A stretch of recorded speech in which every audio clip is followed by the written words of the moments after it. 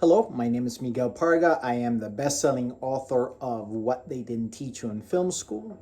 And I've also been a film professor for 14 years. And welcome to my series of videos on how to make movies at home, where I concentrate on teaching you the principles of good filmmaking rather than the equipment.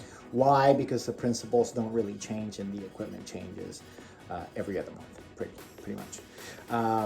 Very good. So today I wanted to talk to you a little bit about the opening and closing images of your film. So one of the things that I tell my students, especially when working in a short, is that it's very important, how do we introduce the audience to the world that they're about to see?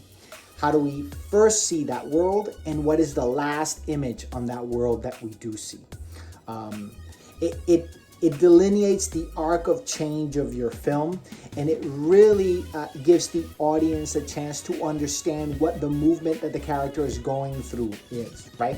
So for example, not only how to introduce the world, but how to introduce your main character. In other words, when we see that protagonist for the first time, what is that person doing? What is their situation?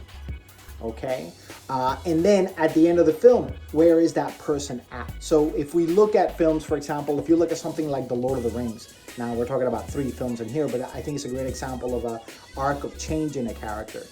When we see Frodo for the first time, he's in the Shire, he's reading a book, he's sitting by a tree, smoking a pipe, he's having a good time, he's happy-go-lucky, he's a very well-adapted individual, right? At the end of the 3 films, Frodo has aged, he's got all the weight of everything that's happened during the films, and he's boarding a ship to go to the Grey Havens, right? Basically to die, or the metaphor that Tolkien uses for death in his world.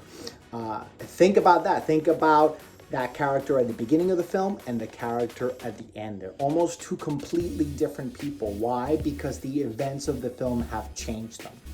So you have to really think about how is the audience going to perceive that person at the beginning, and how are they going to perceive them at the end. Another great example of this is from The Matrix.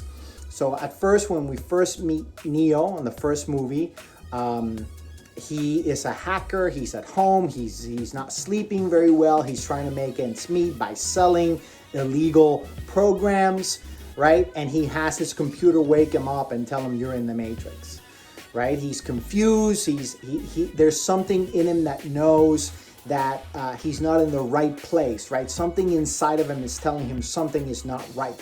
And then think about Neo at the end of that movie, where he's got all his powers with him and he's flying around like Superman, okay? Almost 2 different characters. Same character, but again, we're delineating the arc of change of the film by looking at that opening image and that closing image.